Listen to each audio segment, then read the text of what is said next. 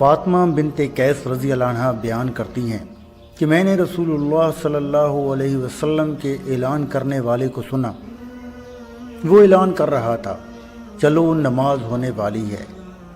میں نماز کے لیے نکلی اور رسول اللہ صلی اللہ علیہ وسلم کے ساتھ نماز ادا کی۔ آپ صلی اللہ علیہ وسلم نماز سے فارغ ہو کر منبر پر بیٹھ گئے اور آپ کے چہرے پر اس وقت مسکراہٹ تھی۔ آپ صلی اللہ علیہ وسلم نے فرمایا، ہر شخص اپنی اپنی جگہ بیٹھا رہے۔ اس کے بعد آپ صلی اللہ علیہ وسلم نے فرمایا، جانتے ہو میں نے تم کو کیوں جمع کیا ہے؟ انہوں نے عرض کی، اللہ اور اس کے رسول ہی کو معلوم ہے۔ آپ نے فرمایا، بخدا میں نے تم کو نہ تو مال وغیرہ تقسیم کے لیے جمع کیا ہے، نہ کسی جہاد کی تیاری کے لیے، بس صرف اس بات کے لیے جمع کیا ہے کہ تمیم داری پہلے نصرانی یعنی عیسائی تھا، وہ آیا ہے اور مسلمان ہو گیا ہے اور مجھ سے ایک قصہ بیان کرتا ہے جس سے تم کو میرے اس بیان کی تصدیق ہو جائے گی جو میں نے کبھی دجال کے متعلق تمہارے سامنے ذکر کیا تھا۔ وہ کہتا ہے کہ وہ ایک بڑی کشتی پر سوار ہوا جس پر سمندر میں سفر کیا جاتا ہے، اور ان کے ساتھ قبیلہ لخم اور جذام کے 30 آدمی اور تھے۔ سمندر کا طوفان ایک ماہ تک ان کا تماشا بناتا رہا۔ آخر مغربی جانب ان کو ایک جزیرہ نظر پڑا جس کو دیکھ کر وہ بہت خوش ہوئے اور چھوٹی کشتیوں میں بیٹھ کر اس جزیرہ پر اتر گئے۔ سامنے سے ان کو جانور کی شکل کی ایک چیز نظر پڑی جس کے سارے جسم پر بال ہی بال تھے، اس میں اس کے اعضائے مستورہ تک کچھ نظر نہ آتے تھے۔ لوگوں نے اس سے کہا، کمبخت تو کیا بلا ہے؟ وہ بولی، میں جاسوسہ ہوں۔ چلو اس گرجے، وہاں ایک شخص ہے جس کو تمہارا بڑا انتظار ہے۔ یہ کہتے ہیں کہ جب اس نے ایک آدمی کا ذکر کیا تو اب ہم کو ڈر لگا کہ کہیں وہ جن نہ ہو۔ ہم لپک کر اس گرجے میں پہنچے تو ہم نے ایک بڑا قوی ہیکل شخص دیکھا کہ اس سے قبل ہم نے ویسا کوئی شخص نہیں دیکھا تھا۔ اس کے ہاتھ گردن سے ملا کر اور اس کے پیر گھٹنوں سے لے کر ٹخنوں تک لوہے کی زنجیروں کے ساتھ نہایت مضبوطی سے جکڑے ہوئے تھے۔ ہم نے اس سے کہا، تیرا ناس ہو، تو کون ہے؟ وہ بولا، تم کو تو میرا پتہ کچھ نہ کچھ لگ ہی گیا، اب تم بتاؤ تم کون لوگ ہو؟ ہم نے کہا، ہم عرب کے باشندے ہیں، ہم ایک بڑی کشتی میں سفر کر رہے تھے، سمندر میں طوفان آیا اور ایک ماہ تک رہا۔ اس کے بعد ہم اس جزیرے میں آئے تو یہاں ہمیں ایک جانور نظر پڑا جس کے تمام جسم پر بال ہی بال تھے۔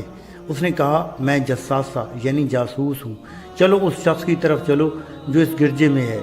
اس لیے ہم جلدی جلدی تیرے پاس آ گئے۔ اس نے کہا، مجھے یہ بتاؤ کہ بیسان شام میں ایک بستی کا نام ہے، اس کی کھجوروں میں پھل آتا ہے یا نہیں؟ ہم نے کہا، آتا ہے۔ اس نے کہا، وہ وقت قریب ہے جب اس میں پھل نہ آئے گا۔ پھر اس نے پوچھا، اچھا بحیرہ تبریہ کے متعلق بتاؤ، اس میں پانی ہے یا نہیں؟ ہم نے کہا، بہت ہے۔ اس نے کہا، وہ زمانہ قریب ہے جب اس میں پانی نہ رہے گا۔ پھر اس نے پوچھا، زغر شام میں ایک بستی کا نام ہے، اس کے چشمے کے متعلق بتاؤ، اس میں پانی ہے یا نہیں؟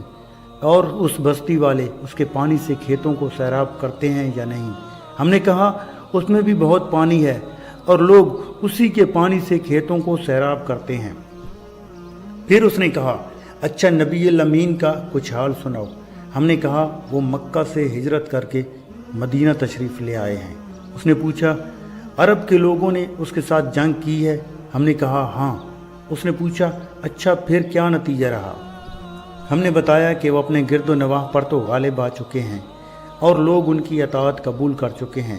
اس نے کہا، سن لو، ان کے حق میں یہی بہتر تھا کہ ان کی اطاعت کر لیں۔ اور اب میں تم کو اپنے متعلق بتاتا ہوں، میں مسیح دجال ہوں اور وہ وقت قریب ہے جب مجھ کو یہاں سے باہر نکلنے کی اجازت مل جائے گی۔ میں باہر نکل کر تمام زمین گھوم جاؤں گا اور 40 دن کے اندر اندر کوئی بستی ایسی نہ رہ جائے گی جس میں داخل نہ ہو جاؤں، سوائے مکہ اور طیبہ کے۔